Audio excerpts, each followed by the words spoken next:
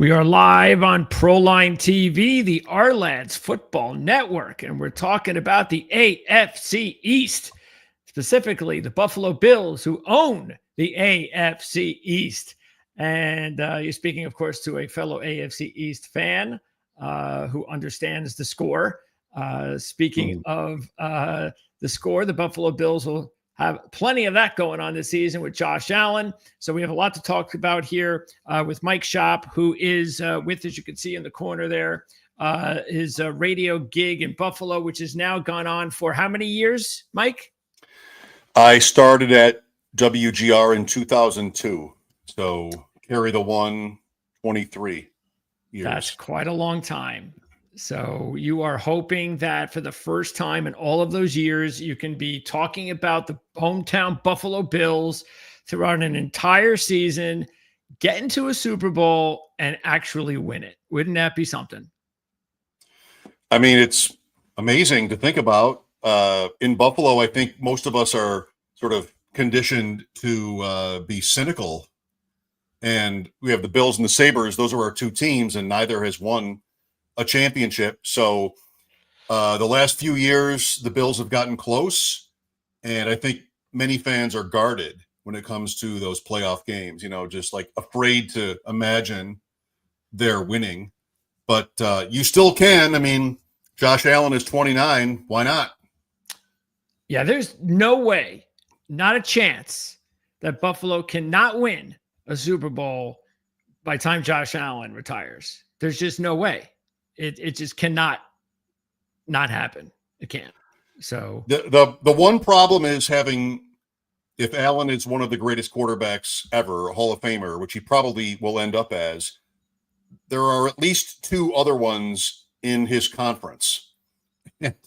That's been like the problem. If Patrick Mahomes was drafted by the Vikings, maybe the Bills have two by now. Maybe Lamar Jackson has two by now. But that's the thing. And then there's Joe Burrow, who's at least made one and was very close to winning one with the Bengals against the Rams. So that's what we talk about every day without getting too depressed. Yeah, well, at least you got Josh Allen, and that makes things a lot interesting all season long, no doubt about it. Okay, so roster cuts were yesterday. I'm sure they're right now in the act of signing all their practice squad players and such. Were there any major surprises as I pop up the depth chart from Ourlads? None. They're going to run back the same offense week one starters as last year, like 11 for 11. Okay. And, defensively, we have Joey Bosa here now and a couple of other changes. Matt Milano was injured last year for week one, came back later in the season. Trey White versus Rasul Douglas, I'm not sure is a net win for the Bills, and White is injured too. Status unknown for the opener. I know, right? And then there's also Bishop. DeMar Hamlin started week one last year. The Bills had Arizona in town. This year it's Baltimore. Bigger deal. Sunday night. Yeah, we'll get into that before we wrap, including the win total right now for the Bills, their Super Bowl odds, and all that. Okay, so would that be considered then the biggest question mark for the Bills is right there at corner with White? Yes, I think so. And you could couple that with safety because Bishop is an unknown. As recently as 2 weeks ago, Sean McDermott was talking about versus Taylor Rapp. I don't know what we've got. And, second round pick last year, a little bit of an injury struggle this summer. You want him, the Bills want him to be somebody that, becomes an everyday starter for 5 years. Interestingly, they brought Jordan Poyer back today, Wednesday, the 27th, to the practice squad, which is, I don't know if that's insurance or if it's to be a sort of a quasi coach or just what, but Hamlin is here. Rapp is going to be on the field, and he's up and down. He's a little bit of a loose cannon, I think, as a player. But Bishop is important. Yeah, and then another rookie, actually looking here, there are 5 from the draft class, 2 in the secondary. We'll start there. Have Strong or Hancock, have they shown anything enough where you think they're going to be important contributors? I think they've both been I guess the word I want to use is promising. Okay. Strong is a 6th-round pick, Hancock a 5th. So we're talking about 2 guys drafted on Saturday, but they're both still here. And I think, Sean McDermott played safety at William and Mary on a Mike Tomlin team. He was his teammate. He's pretty famous at this point. And so that's his position. Had Brian Dawkins in Philadelphia, and then Micah Hyde, Jordan Poyer for, almost literally, Greg, every play of their first 6 years together. Those 2 guys were almost never off the field. What a luxury. So I think they'd like to groom one or both of those guys into regular positions. But the quote problem they have at this point is the unknown of Bishop and White and Max Hairston, who is not on this, this particular chart because he's on IR. And that was their 1st-round pick from Kentucky. So he'll be out at least 4 weeks. What is the status as far as the injured players since we're down here now? Harrison, obviously the biggest name of the bunch. Doesn't look like anybody else of importance. So what's up with Harrison?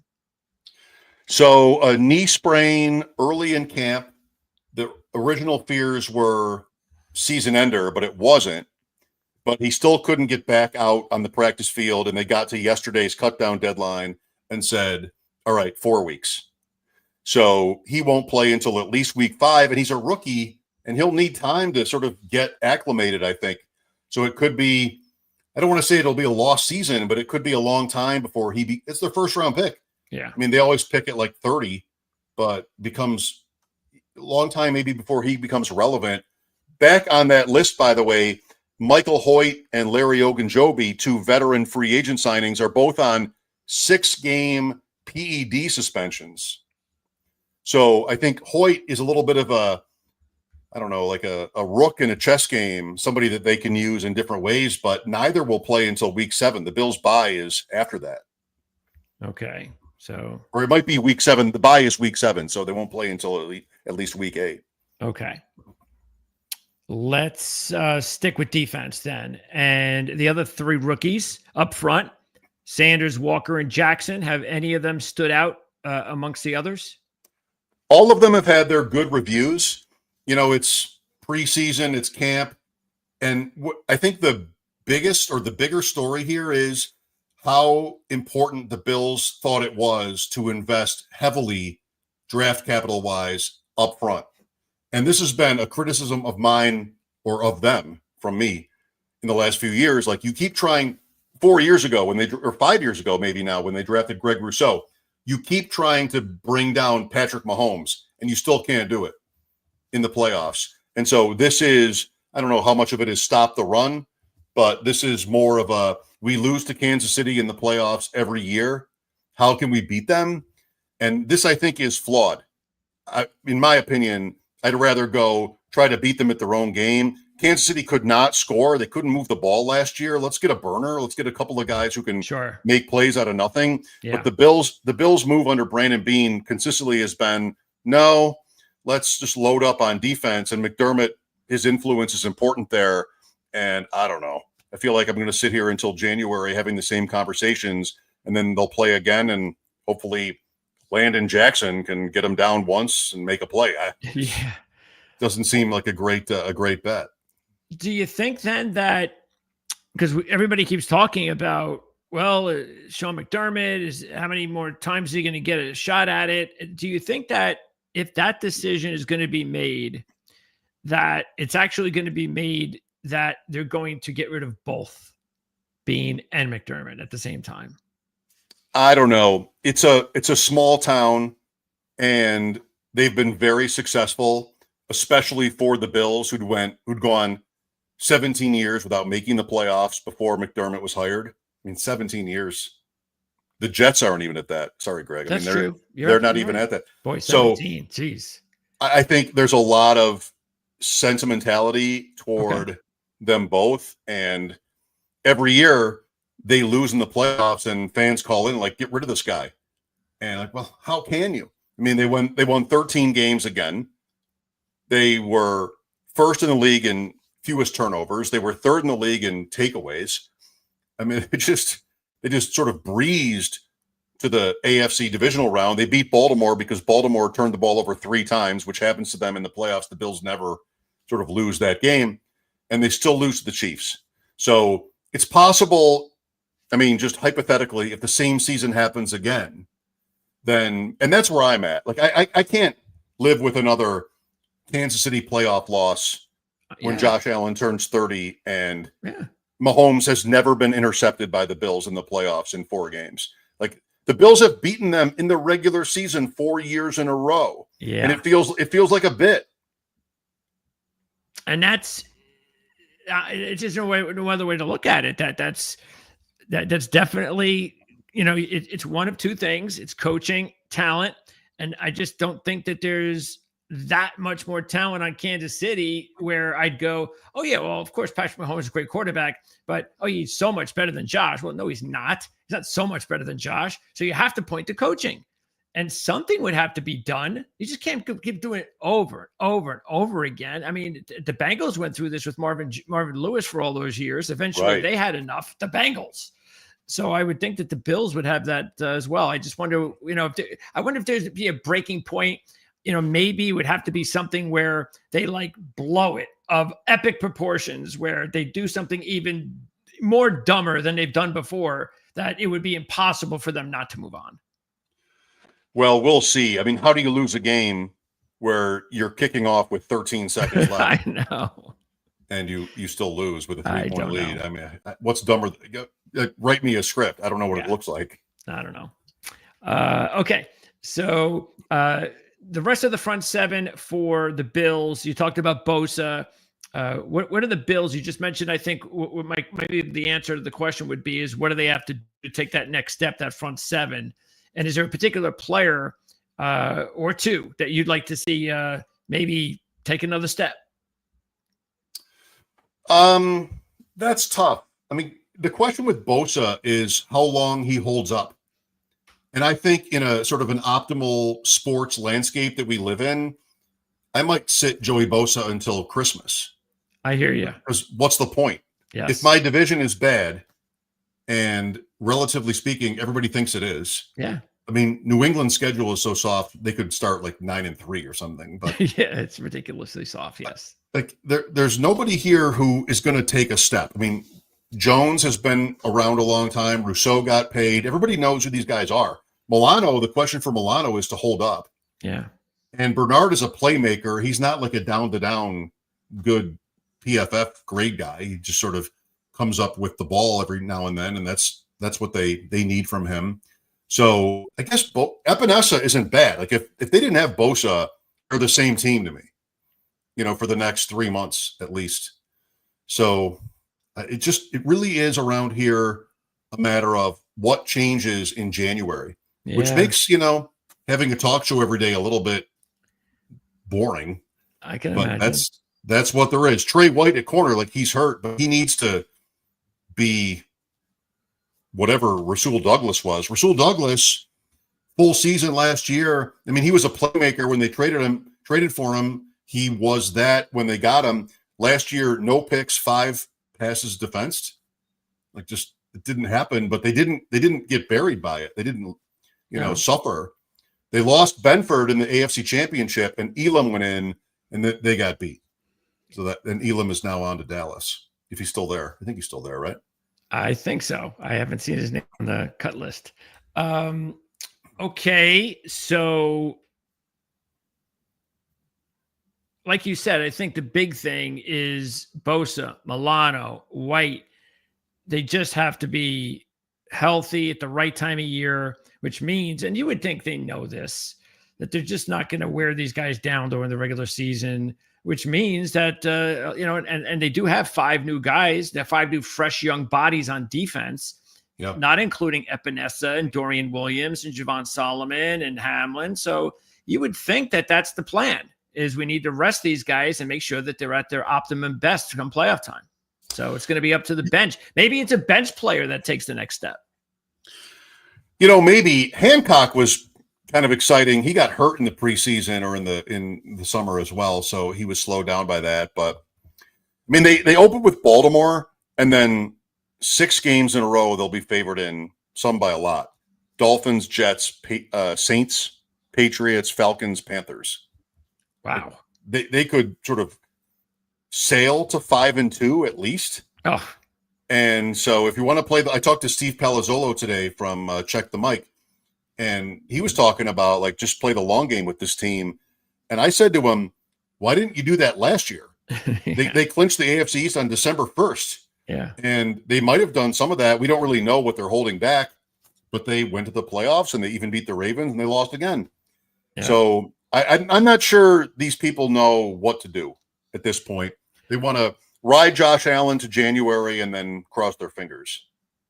Okay. The James Cook thing, is that now in the past? There's no lingering bad blood or everything. Everybody's happy? I think so. The 3 running backs they went into the season last year with are the same 3 running backs they're going into this season with. They decided to pass on all the running back talent there was in this year's draft. Okay, I was hoping they wouldn't, but Ty Johnson is their 3rd down running back. Josh Allen has called him the best in the league. Not that he really knows that, but yeah. it's something he said. Davis is tough to bring down. Nice little compliment to Cook, and Cook was explosive. He went from 2 rushing touchdowns to 2 rushing touchdowns to 16 rushing touchdowns. Tell me about it. I mean, last year that was just nuts. And as a fantasy player, I had none of it. yeah. Like, you just do not bet on touchdowns.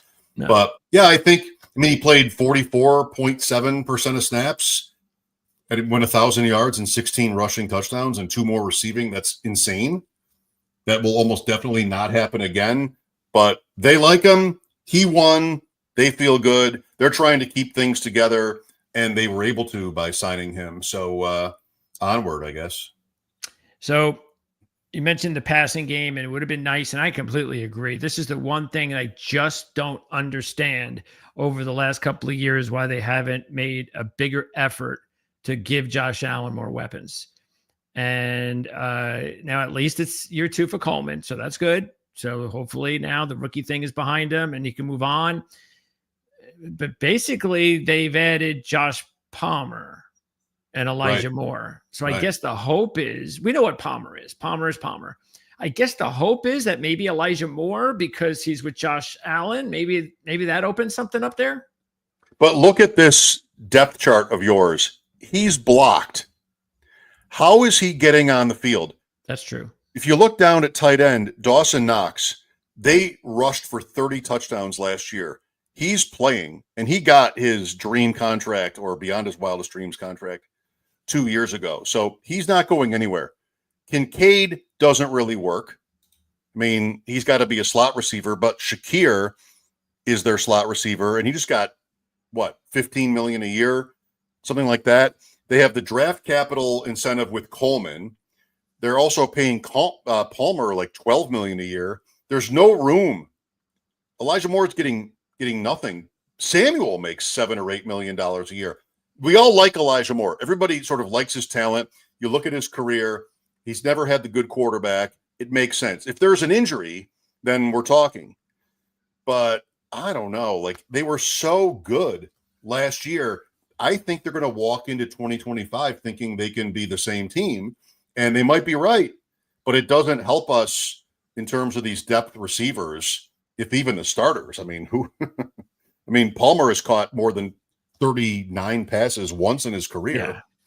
Like, just what is it? Yeah. You tell me. I don't know. It's not exciting. I mean, I look at it and you say to yourself, yeah, there's just there's nobody that just scares you. So it's Josh Allen. He scares you. That's it. So, okay.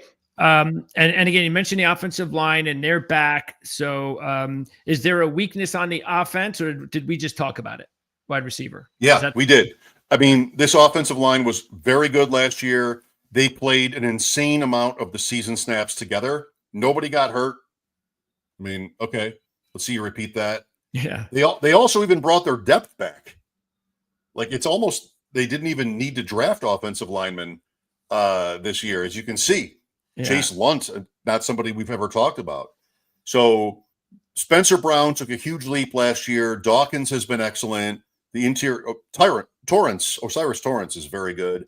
Like, they've held up. But if they don't have a an injury at all, like for like a month or something this season on the offensive line, that'll be, historic. So that is the thing to keep an eye on because, yeah, it's very rare to go a second season and not have to worry about, long-term injuries on the offensive line. It's just a numbers game. Eventually, somebody is going to go down, and you just have to hope that whoever replaces. Because is there a backup lineman that you feel comfortable with? I wouldn't really know. Alec Anderson played a lot as the sixth lineman last year and sort of defined their identity as an offense. I mean, a lot of six linemen on the field. I mean, think of the poor Jets. How much can you really blame the Jets for the misses up front? I mean, they've tried. They've spent huge draft capital on the offensive line in the draft, but it just hasn't fit. And here are the Bills who just sort of piece it together. Torrance was pretty good value in 23 as a second-round pick. He was somebody that some of the draft analysts had going in round 1. And Spencer Brown, to the Bills' credit, has really come on. I mean, he's almost like a lineman's version of Josh Allen. A year ago, there were a lot of fans who were like done with him, and then he became almost elite. So that's to teaching. They've Aaron Kromer is the offensive line coach. They probably deserve a lot of credit for that. But you can see how random it is. I mean, the Jets have really tried up front, whoever the quarterback is going to be. It was Zach Wilson. I mean, that was a 102 pick. Didn't work out. And then since then, they've just been recycling linemen. This year, by the way, you didn't ask me because this is not a Jets show, but I think they got it right this year. Hopefully and it helps at the quarterback spot too. Just like Allen can make, or any quarterback makes the offensive line look that much better. No question about it. Unless you have San Francisco's line, the way that they block their schemes, and that's not a quarterback thing. That's a scheme thing. They could draft. That's what you love looking at those San Francisco linemen because they're like seventh rounders, free agents. Who are these guys? But it's the system, and the system is a really good one, and it works for them. Okay. And now the Jets have Detroit, so maybe that'll work for the Jets for once. That's right? It's what I'm hoping. It'll just be nice as a Jet fan to finally have some semblance of a quarterback that can do something at least. I'm rooting for that guy, Fields. I mean, there are so many detractors and. I mean, I feel like he can throw the ball. We saw him play at an elite level in college. Yeah. But he has to, it's got to go through Garrett Wilson or else, I don't know, Taylor, I guess. Well, they got to run the football, and that's what they're going to do. They're going to run, and then hope that that'll set up the pass. Yeah. Let's wrap up with the Vegas has the Bills win total at 12.5. So that's plus 125. So that's a 13-4 record. And you talk about the schedule. And what do you think about obtaining 13 wins with the schedule? I'm somebody who could never bet any team to win 13 games. I have to tell you that up front. Like I couldn't bet anybody to do it. Last year, Buffalo did. Kansas City won 14 or 15 games as well. I just think I have a tough time overcoming the concerns I have about their talent on offense.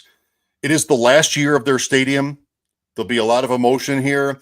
There are 4 big non-division games. Baltimore, Cincinnati, Kansas City, Philadelphia are all at home, which is an insane coincidence for what this year is going to be. Yeah. Philadelphia is so late, it might be that one or both teams don't even need it. Yeah, we hope not. But I can't, if you're going to give me under 11.5 plus 145 on the Bills, I'm going to take it. Like one injury, just a couple turnover. They were first, I might have already said it, first in the league last year in fewest turnovers, third in takeaways. I mean, you change that a little bit. Now I'm from 13 wins to 11 and I'm getting $29 for my 20. That's the bet I would make. I mean, it doesn't feel great because if the division isn't up to snuff, then, they'll breeze again. But I don't want to bet minus 150 on anything, Greg. I mean, I hear you. It's against my nature. If you're going to go under, like you said, I guess it would have to be a 11-win season, 11-6. But I don't know. Plus 145. Yeah. And then 10.5 is not enough of a difference there for me to care about that. Oh, no, I think 10.5. No way. They're going to win in 10 games. No. I'll take the best bet on this board for me is the plus 145. Okay. And what about the game on a week from Sunday night? Because they're the line, I think, has gone down to almost pick 'em. What do you think about that? The fact that the Bills are at home, the Bills have proven to be the better team come playoff time the last few years, and yet it's a pick 'em game. That's showing no respect in my mind to the Buffalo Bills. That's sort of a recent move. I mean, it's been 1 or 1.5 Yeah, it for has. many weeks. Yeah. I mean, the Ravens, the Bills could not force the Ravens to punt even once in the playoff game at home last year. Baltimore just had 3 turnovers and then the crucial drop by Andrews at the end. The Ravens have been the better regular season team in a tougher division for years. So, I mean, you get me to a pick, then I might take the Bills at home. But the Trey White injury, so as we wrap up, like he got hurt recently in practice. Days went by, didn't go to the 3rd preseason game. Today, the general manager, Brandon Beane, was talking about him like, well, he's rehabbing. He's doing his best. Our injury report comes out next week. We're hoping. Doesn't sound good. And the 1st-round pick is already on IR for 4 weeks. So they could have – and White was on the Ravens in that playoff game. He played against Buffalo in that game, if it means anything. So I think they could have a real problem there. I don't know. I don't like to bet against Lamar. Just like, how does that usually go? Yeah. That's true. I mean, they do have also the edge a little bit. You would give them on coaching, winning a winning kind of formula over there, big games, that sort of thing, versus the Bills. But hey, it's a lot of fun. It's 2 of the best teams. Matter of fact, they're both, as we just saw, 6-1. They're the co-favorites to win the Super Bowl. We get to see them opening weekend on Sunday night. And of course, you're going to be covering all of that stuff all season long for the Bills. We have links in the description in case anybody wants to check it out if they've never seen your work before, Mike. So I appreciate your time, and maybe we'll get an opportunity to talk during the season. My pleasure. Thank you for having me, Greg. You got it. Thanks, Mike. All right. So Mike Schopp, who is actually, I'm not going to disclose any secrets here, but Mike is also a fellow dynasty owner with me in our dynasty league. It's actually an Our-Lads Draft Kings, Draft Sharks Dynasty League. So Our-Lads, of course. So it's me and a bunch of people that I know. Actually, I have a few of our analysts from other teams that are owners. And so that's our group. And then the other group are Draft Shark experts. Of course, if you're not familiar with Draft Sharks, they're like one of the best fantasy. I think they're the best fantasy site going. And all you need to do for proof is see the fact that for the 2nd straight year, they have a representative that has won the award for being the most accurate fantasy, I guess you would call them. I'll say, I know there's a word for it, but it's basically putting the rankings together in the beginning of the season. And then at the end of the season, finding out who was the most accurate. And 2 representatives from Draft Sharks actually have won, and both of them are in the same league. Matter of fact, they're on Mike's side. Mike is a part of that group. So anyway, it's fun to do this with Mike. I'm glad that Mike has the opportunity to stop by here and represent the Buffalo Bills as far as our season preview edition. And look, I'm not a Bills fan, but I would feel pretty damn unrespected that the Bills are almost a pick 'em against Baltimore. I get it. You could talk about injuries here and there, but it's still Josh Allen against Lamar Jackson. It's still the Ravens and the Bills. And I think, and it's week 1. These teams are not going to be at their peak. So you got to throw that into the equation as well. So I would definitely jump on the Bills in this one, just because I think it's a value play. We understand how good Baltimore is, but I just think it's great value to have the Buffalo Bills this close to being a home underdog, which they shouldn't be a home underdog to anybody. Okay, so that's going to wrap it up for our Buffalo Bills season preview. We'll talk more about them, obviously, as the season wears on all of our programming over at ProLine, here at ProLine TV. And I think this is about interview 25 or 26 out of the 32 teams.